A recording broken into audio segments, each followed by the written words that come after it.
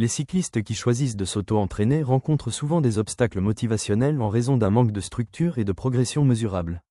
Sans une compréhension claire de leurs besoins physiques et sans une approche méthodique, ils peuvent éprouver des difficultés à constater des améliorations, ce qui entraîne frustration et démotivation. Se lancer dans le cyclisme peut être à la fois excitant et intimidant, que l'on soit débutant ou confirmé. En effet, une majorité de cyclistes sans supervision font des erreurs qui entravent leur progression et leur plaisir du sport. Parmi ces erreurs, le surentraînement est l'une des plus courantes. Beaucoup se poussent trop fort et trop tôt, ce qui entraîne des blessures et un épuisement prématuré. Conduire un vélo qui ne correspond pas aux mesures anatomiques du cycliste conduit souvent à l'inconfort et l'inefficacité. Sous-estimer le travail du gainage et la flexibilité car il ne suffit pas d'avoir de fortes jambes seulement mais renforcer aussi sa ceinture abdominale ce qui conduit à une bonne conduite du vélo. Ignorer le rôle de la nutrition et de la hydratation. En effet, nos sportifs débutants et chevronnés sous-estiment par manquer de sensibilisation la nutrition et l'hydratation pour leur bien-être. Donc toutes ces erreurs peuvent être évitées par de bons conseils. On se demande quand même comment notre coureur puisse les éviter sans assistance. Comprendre les enjeux de l'entraînement. Il est essentiel pour un cycliste de se poser certaines questions clés. Comprend-il les compromis inhérents aux différents modèles d'entraînement? A-t-il une vision claire du processus de périodisation? Peut-il appliquer les stratégies adaptées aux différentes courses en fonction de ses paramètres physiologiques et de ses données de puissance? Sait-il intégrer la musculation et la récupération dans son programme? Connaît-il la réponse de son corps aux différents stress? Sait-il analyser un bilan de course? Peut-il structurer ses séances d'intensité sur un microcycle, un mésocycle ou un macrocycle? L'auto-entraînement exige un engagement fort et une grande capacité d'organisation. S'entraîner pour une course doit être considéré comme un travail à plein temps, nécessitant une adaptation complète du mode de vie vers un seul objectif, atteindre la meilleure condition physique possible. L'importance d'un coach. Cependant, un cycliste auto-entraîné a-t-il réellement le temps de gérer son entraînement et son mode de vie en parallèle? C'est pourquoi il est souvent recommandé aux débutants d'être encadré par un coach averti. Un bon entraîneur apporte des connaissances, met en place des objectifs réalistes et garde le cycliste motivé et concentré tout au long de son évolution. Un bon coach ne se limite pas à proposer un programme hebdomadaire, mais doit développer un plan d'entraînement personnalisé basé sur une vision à long terme. Éviter un coach qui se focalise uniquement sur la semaine suivante sans vision globale. Implique un engagement rigide de 6 mois sans flexibilité. Fait des promesses irréalistes, notamment sur l'augmentation garantie du FTP, Functional Threshold Power. Implique peu de communication avec ses athlètes. Un programme d'entraînement ne produit pas de résultats instantanés. Il doit être suivi avec discipline sur une période prolongée. Un bon programme améliore le potentiel de chacun, mais ne garantit pas que tout le monde devienne champion. Auto-entraînement, avantages et inconvénients. S'auto-entraîner présente tout de même des bénéfices, permet d'apprendre à mieux se connaître. Offre une grande disponibilité et flexibilité. Réduit les coûts liés à un coaching professionnel.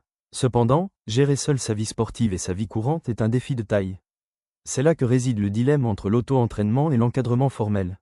Le choix entre auto-entraînement et coaching dépend des objectifs, du niveau de discipline et du temps disponible du cycliste.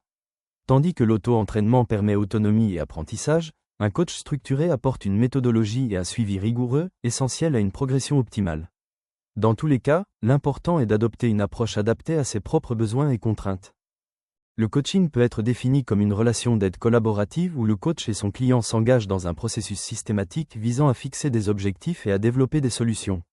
L'objectif principal est de faciliter l'atteinte d'un but prioritaire et d'encourager le développement personnel du sportif, tout en le maintenant sur la bonne voie grâce à un plan d'action régulier.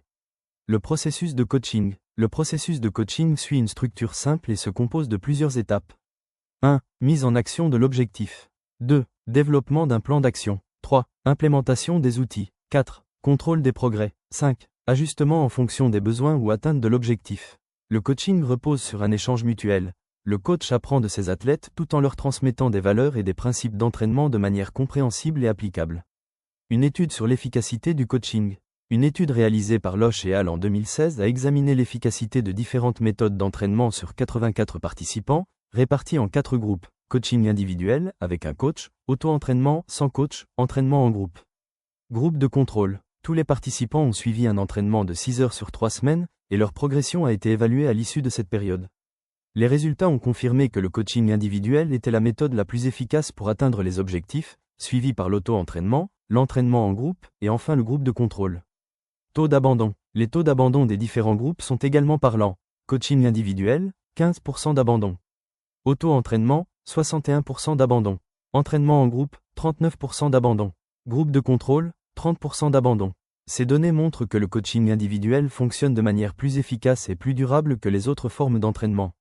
L'entraînement personnalisé, une alternative moderne. Aujourd'hui, de nombreux cyclistes optent pour des plans d'entraînement personnalisés qui permettent d'optimiser leur performance de manière plus efficace que jamais.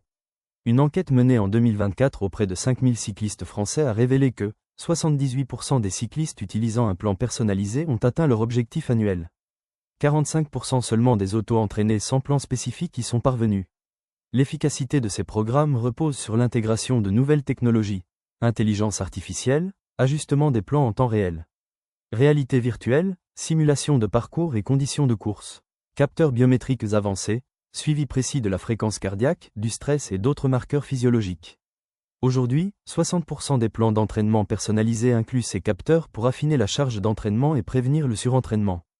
Conclusion. Les avantages des plans d'entraînement personnalisés sont désormais indéniables. Que vous soyez un cycliste autodidacte cherchant à progresser ou un athlète chevronné visant de nouveaux records, ces programmes offrent une solution adaptée à chaque besoin. Le coaching individuel et les technologies d'entraînement personnalisées sont les outils les plus efficaces pour maximiser la performance et garantir un suivi rigoureux.